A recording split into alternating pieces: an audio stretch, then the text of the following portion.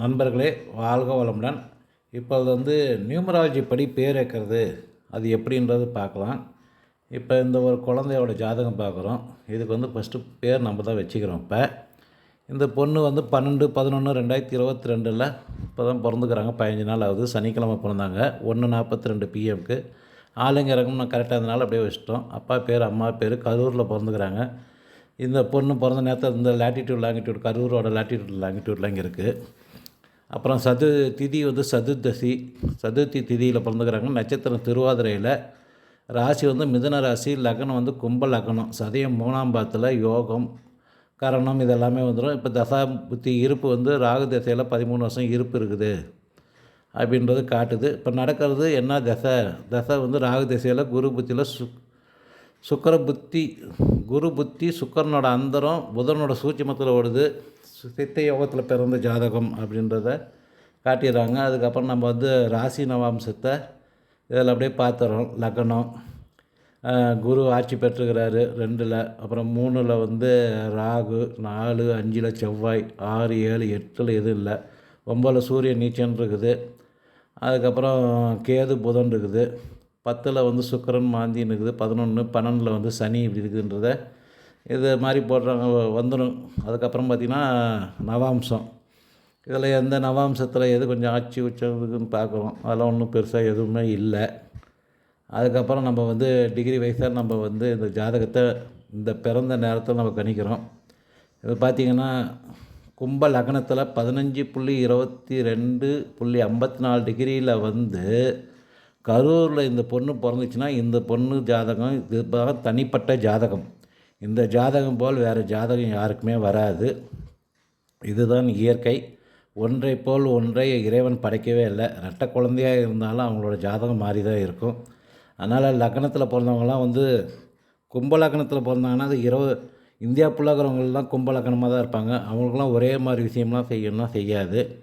அதனால் இந்த டிகிரியில் இந்த குழந்தை பிறந்திருக்குது அப்படின்னா இதுக்கு என்னென்ன கர்மாவை அனுபவிக்க பிறந்திருக்குது அப்படின்றத இது சனியோட வீட்டில் ராகுவோட நட்சத்திரத்தில் கேதோட உபநட்சத்திரத்தில் இந்த குழந்தை பிறந்திருக்குது அப்படின்றது இது தனிப்பட்ட ஜாதகம். இது அதுக்கப்புறம் பார்க்குறோம் 1ஆம் பாவம். இது இந்த இடத்துல 1ஆம் பாவம் ஸ்டார்ட் ஆகுதுன்னா இதுதான் கும்பம். அப்புறம் 2வது வீடு தான் இங்கே போயிடும் மீனத்துக்குள்ள. 3வது வீடு மேஷம், 4வது ரிஷபம், 5 மிதுனம், 6 கடகம், 7 சிம்மம், 8ல் கன்னி, 9ல் துலாம், 10 விருச்சகம், 11 தனுசு, 12 மகரம். இப்படி இந்த லக்னத்துலேருந்து நம்ம கவுண்ட் பண்ணிக்கிட்டு ஒவ்வொரு கிரகமும் எந்தெந்த ராசியில் இருக்குது, என்ன நட்சத்திரத்தில் இருக்குது, என்னென்ன உபநட்சத்திரத்தில் இருக்குதுன்னு அப்படிலாம் பார்த்துறோம் நம்ம. அதே மாதிரி சூரியன் துலாமில் இருக்கிறாரு. துலாமில் இருக்குது சூரியன். சந்திரன் மிதுனத்தில் இருக்குது. அப்புறம் செவ்வாயும் மிதுனத்தில் இருக்குது. புதன் துலாமில் இருக்குது. குரு மீனத்தில் இருக்குது. சுக்கிரன் விருச்சகத்தில் இருக்குது. சனி மகரத்தில் இருக்குது. ராகு மேஷத்தில் இருக்குது. கேது துலாமில் இருக்குது. அப்புறம் அதில் எந்தெந்த ராசியில் இருக்குதுன்னு போட்டு என்னென்ன நட்சத்திர சாரம் வாங்கியிருக்குதுன்னு பார்க்குறோம். இதுதான் ரொம்ப முக்கியமான விஷயங்கள். ஒவ்வொரு கிரகமும் தனியாக தன்னோட வேலையெல்லாம் செய்யாது. எந்த கிரகமாக இருந்தாலும் அது எந்த சாரம் வாங்கிக்குதோ அந்த சம்பவத்தை தான் எடுத்து நடத்தும். இப்படி தான் ஜோதிடத்துலேயே முதல்ல தான் பார்க்கணும். பிறந்த நேரம் கரெக்டாக நம்ம பார்க்குறோம்.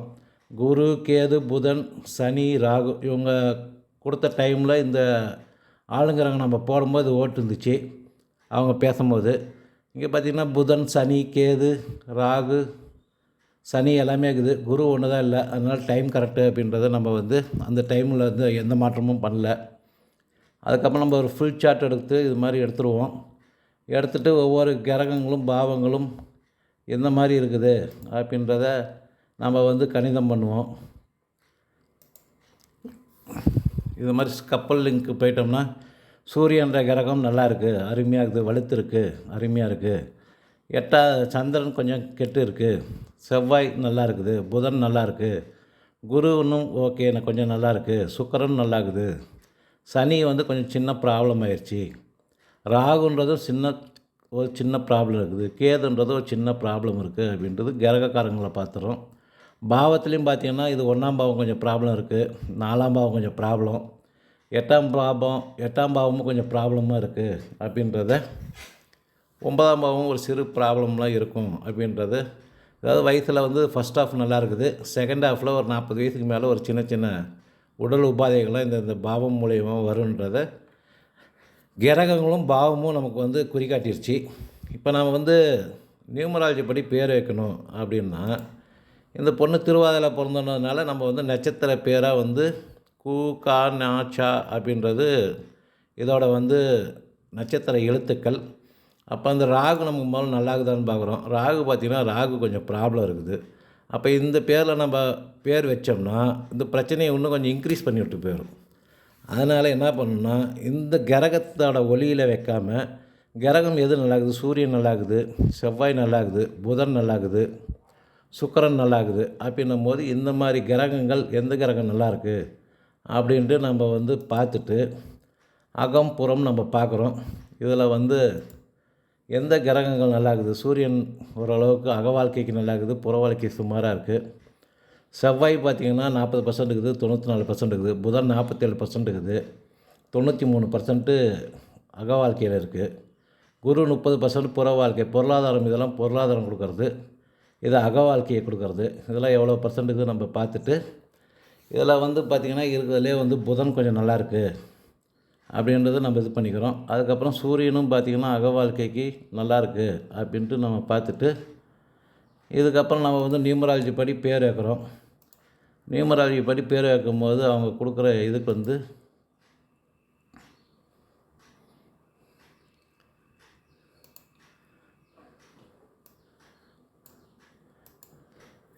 இப்படி வந்து பேர் இவங்க வந்து சஸ்விகா ஸ்ரீ அப்படின்ட்டு ஒரு பேர் கொடுத்தாங்க.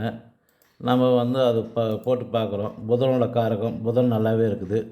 அப்புறம் சூரியன் நம்ம பார்க்குறோம். சூரியன் நல்லா வலுவாகுது, வலுத்திருக்குதுன்னா அந்த காரியத்தை நல்லா வலுவாக செய்யணும்னு அர்த்தம். இந்த 7, 11 நம்ம இருக்கிற கிரகத்துக்கு நம்ம ராசி கற்களாக இருந்தாலும் சரி, ஏதாவது கெட்டுப்போன கிரகத்துக்கு நம்ம ராசி கற்கள்னால் ராசியில் 3 நட்சத்திரம் இருக்குது. அது எந்த நட்சத்திரமே தெரியாமல் ராசிக்கள்லாம் போடுறாங்க. அப்படிலாம் போடக்கூடாது. எந்த கிரகம் நமக்கு வந்து கெட்டு இருக்குதோ அந்த கிரகத்தோட கல் நம்ம போடும்போது நம்ம ஹெல்த்தில் இன்னும் கொஞ்சம் ப்ராப்ளம் கொடுக்கும். எந்த கிரகம் நமக்கு நல்லா இருக்குதோ அந்த கிரகத்தோட காரகத்தை நம்ம யூஸ் பண்ணும்போது கிரக காரகம் நமக்கு ஓரளவுக்கு யூஸ் ஆகும். பொருளாதாரத்துக்கு மட்டும் நம்ம பண்ணக்கூடாது, ஹெல்த் வைஸ் ப்ராப்ளம் கொடுக்காது. இது எந்தெந்த கிரகங்கள்லாம் இந்த 11, 3 இது மாதிரிலாம் ஆக்டிவேஷன் பண்ணுற கிரகத்தை நம்ம ஆக்டிவேஷன் பண்ணும்போது நம்ம உடம்புல வந்து 8ஆம் பாவம்ன்ற பிரச்சனையை வந்து அது வந்து கொஞ்சம் ப்ராப்ளத்தை சால்வ் பண்ணிவிடும். அது மாதிரி பார்த்திங்கன்னா உடலில் வந்து ப்ராப்ளம், இப்போ வந்து கேதுலாம் கொஞ்சம் கெட்டுருக்குதுன்னா உணவு சார்ந்த ப்ராப்ளம், சிறுகுடல்லாம் பிரச்சனை வரும். அப்படின்னா இந்த 7, 9, 11 இந்த பாவத்தை நம்ம ஆக்டிவேஷன் பண்ணும்போது இந்த 8ஆம் பாவமும் 12ஆம் பாவமும் இங்கே வீரியம் கம்மியாயிரும். ஓரளவுக்கு இது தடுத்து வேலை செய்யும். நியூமராலஜியும் சரி, ராசிக்கற்களும் சரி, ஒரு கிரகம் கெட்டு போச்சுன்னா அந்த கிரகத்துக்கு நம்ம போடாமல் எந்த கிரகம் நல்லாகுதோ அந்த கிரகத்தை நம்ம ஆக்டிவேஷன் பண்ணும்போது இன்னும் கொஞ்சம் வந்து நமக்கு வந்து ஹார்மோன்ஸ் எல்லாம் சேஞ்ச் ஆகும், பிரச்சனைகளை வந்து கம்மி பண்ணும். பொருளாதாரத்துக்கோசரம்லாம் எந்த கிரகமும் பண்ணாது. நம்ம சிந்தனைகள் சரியாக இருந்தாவே ஆட்டோமேட்டிக்காக பொருளாதாரம்லாம் நமக்கு கிடைக்க ஆரம்பிச்சிடும். இப்படி தான் வந்து நியூமராலஜி படி பேர் வைக்கணும். அதே மாதிரி ராசி கற்கள் வாங்கினாலும் அது மாதிரி தான் பண்ணணும். அதே மாதிரி இந்த ஒரு குழந்தை பார்த்திங்கன்னா இந்த குழந்தை பார்த்திங்கன்னா இது வந்து துபாயில் பிறந்த குழந்தை. இதுக்கு பார்த்திங்கன்னா 30 செகண்ட் நம்ம வந்து ஆளுங்கிரகத்தை வந்து நம்ம சேஞ்ச் பண்ணியிருக்கிறோம். 30 செகண்டு மட்டும் இங்கே ராகு புதன்ட்டு வரனால இங்கே கொஞ்சம் சேஞ்ச் பண்ணிக்கிறோம். அதே மாதிரி இந்த பொண்ணுக்கு நம்ம பேர் வைக்கும் போது இல்லை எந்த கிரகம் நல்லா இருக்குது பார்க்குறோம். சுக்கிரன் நல்லா இருக்குது, ஓகே சுக்கிரனில் பேர் வைக்கலாம். அதுக்கப்புறம் குருவில் கொஞ்சம் அங்கே 8 கொஞ்சம் ஆக்டிவேஷன் ஆகிட்டு இருக்குது. புதனும் ஓகே நல்லா இருக்குது, செவ்வாயும் நல்லா இருக்குது. இது பொண்ணுங்க நிறைய 5ஆம் பாவம்லாம் ஆக்டிவேஷன் ஆகும்போது இது வேலைக்கு போகாமல் கொஞ்சம் சோம்பேறி குணம்லாம் வரும். அதனால் கொஞ்சம் 6ஆம் பாவத்தை கொஞ்சம் ஆக்டிவேஷன் பண்ணலாம். 4ஆம் பாவத்தை கொஞ்சம் ஆக்டிவேஷன் பண்ணும்போது இந்த 5ஆம் பாவத்தோட விஷயங்கள்லாம் கொஞ்சம் குறைந்து 4ஆம் பாவம் இயங்க ஆரம்பிக்கும். 4ஆம் பாவம் இயங்கிச்சுன்னா ஆட்டோமேட்டிக்காக பொருளாதாரம் கொஞ்சம் டெவலப் பண்ணி வேலைக்கு போய் சம்பாதிக்கிற யோகத்தை கொடுக்கும். 6ஆம் பாவம்லாம் நல்லா இருக்குது, அதனால் நல்லா வேலைக்கு போய் சம்பாதிக்கிற யோகம் இருக்குது. இருந்தாலும் அந்த 5ஆம் பாவம்ன்றது ஒரு எப்பயுமே கொஞ்சம் சுகமாக இருக்கிற மாதிரியே கொண்டு போயிடும். அதனால் இதுக்கு வந்து நம்ம அந்த மாதிரி வைக்கிறோம். நம்ம இன்னொரு குழந்தைக்கு அதே மாதிரி இப்போ 11ஆம் தேதி தான் பிறந்துச்சு அந்த குழந்தையும். இந்த குழந்தைக்கும் பார்த்திங்கன்னா ஒசூரில் பிறந்த குழந்தை லேட்டிடியூட் லாங்கிடியூட் போட்டோம். இந்த குழந்தைக்கு நம்ம பார்க்குறோம், இந்த குழந்தைக்கு எல்லா கிரகமே நல்லா இருக்குது. பொருளாதாரம் கொஞ்சம் நல்லா வேணும்னா 1 4 7 10 ஆக்டிவேஷன் பண்ணிக்கிறோம். இல்லை சுக்கிரன் ஆக்டிவேஷன் நம்ம வந்து ஒரு 5 பேர் இந்த நாம எழுத்தில் நாங்கள் வந்து 5 பேரை வந்து நீங்கள் செலக்ட் பண்ணிக்கோங்க. வே காக்கி அப்படின்ட்டு ஒரு 5 பேர் நீங்கள் சொன்னீங்கன்னா, அதுக்கப்புறம் நான் அதில் வந்து ஒரு பேரை வந்து நம்ம செலக்ட் பண்ணி எந்த கிரகம் நல்லா இருக்குதோ அந்த கிரகத்துக்கு நம்ம மேட்ச் பண்ணிடுவோம். இப்படி தான் ஒவ்வொன்றுக்கும் நம்ம பேர் வைக்கணும். இப்போ இந்த 3 கிரகமே நம்ம பண்ணதில் நீங்கள் பார்க்குற எல்லா கிரகங்களும் அப்படியே தான் இருக்கும். எந்த கிரகமும் மாறாது. வேணால் பார்த்தீங்கன்னா இந்த சந்திரன் மட்டும்தான் மாறும், லக்னம் மட்டும்தான் மாறும் எல்லா கிரகத்துமே. மீதி எல்லா கிரகம்லாம் மாத கணக்கில் இருக்கிற வருட கணக்கில் இருக்கிற கிரகங்கள் இதில் பார்த்திங்கன்னா எந்த கிரகமும் எங்கேயும் மாறாது. சந்திரன் மட்டும்தான் மாறும், லக்னம் மட்டும்தான் மாறும். அதனால் இது இணங்கி இருக்குது, இவங்களுக்கு ஒரு பலன், அப்படி இணையலை அதுக்கு ஒரு பலன் அப்படின்ட்டு வெறும் கிரகத்தை பார்த்து ஜோதிடம் கற்றுக்காமல் ஒரு துல்லியமான விஷயங்கள், ஒரு கிரகங்கள்லாம் எந்தெந்த நட்சத்திர சாரத்தை வழங்கிக்குது, அந்த நட்சத்திரம் எந்தெந்த பாவத்தை ஆக்டிவேஷன் பண்ண போகுது, அது என்ன செயல்படுத்தும், அது எப்போ செயல்படுத்தும்ன்றது தசாபுத்தி தான் செயல்படுத்தும். அந்த தசாபுத்திகள் வரும்போது அந்த பாவங்கள் கண்டிப்பாக இது வந்து விதி கொடுப்பினை யாராலும் மாற்ற முடியாது. இதெல்லாம் விதி கொடுப்பினை. இந்த சம்பவம்லாம் எப்போ நடக்கும் அப்படின்னா அதுக்கு முக்கிய காரணமே தசாபுத்தி தான். தசாபுத்தி காலங்கள் வரும்போது ஒவ்வொரு சம்பவமும் நடந்துக்கிட்டே வரும். இது மாதிரி தான் நம்ம வந்து எல்லாத்துக்கும் நம்ம வந்து ஜோதிடம் பார்த்து இது பண்ணுறோம். ஜோதிடம் பார்த்து முடிச்சுட்டு அவங்களுக்கு வந்து நம்ம வந்து பிடிஎஃப் ஃபைலும் வந்து பார்த்திங்கன்னா அனுப்பிச்சி விட்ருவோம். இது மாதிரி மொத்தமும் எல்லாம் பிடிஎஃப்பில் வந்து எல்லாமே அவங்க பிறந்த நேரம், நட்சத்திரம், ராசி எல்லாம் வந்துடும். ஒவ்வொரு கிரகமும் எந்தெந்த நட்சத்திர ஆளுமை செய்துன்றது வந்துடும். இது வந்து வாக்கிய பஞ்சாங்கம் படி பார்க்குறவங்களும் இது பார்த்துக்கலாம். அதுக்கப்புறம் திருக்கணிதம் படி பார்க்குறவங்களும் இது பார்த்துக்கலாம். அதுக்கப்புறம் K.P Astrology பார்க்குறவங்களும் இது பார்த்துக்கலாம். அதுக்கப்புறம் ஒவ்வொரு கிரகமும் எந்தெந்த பர்சன்டேஜ் இருக்கிறது பார்த்துக்கலாம். எந்த கிரகம் நல்லா இருக்குது அப்படின்றத நம்ம பார்த்துட்டு தசாபுத்திகளுக்கு ஏற்ற மாதிரி அது அந்த சம்பவங்கள்லாம் நடைபெறுன்றதை நம்ம தெரிஞ்சுக்கலாம். இதெல்லாம் தசாபுத்தி எப்படி இருக்குதுன்னு நம்ம பார்த்துக்கிறது. இதுக்கப்புறம் அட்வான்ஸாக நம்ம வந்து K.P மெத்தட் முறையில் எப்படி கிரகங்கள் பாவங்களும் எவ்வளோ பர்சன்டேஜ் வேலை செய்யும் அப்படின்றது இதில் ஒவ்வொரு பர்சன்டேஜ் இருக்குது. அதை நாங்கள் வந்து ஜோதிடர்கள் பார்க்கும்போது தான் தெரியும் இது எவ்வளோ பர்சன்டேஜ் ஒவ்வொரு கிரகம் வேலை செய்யும். இப்போ இது புதன்னா இது ஸ்டார்டிங்கே பார்த்திங்கன்னா உபநட்சத்திரம் வேலை செய்யலை. நட்சத்திரம்னா இது ஒரு 40% தான் இந்த கிரகமே ஆக்டிவேஷன் பண்ண போகுது அப்படின்னு நம்ம தெரிஞ்சுக்கலாம். இந்த சுக்கிரன்லாம் 100% ஆக்டிவேஷன் பண்ண போகுது.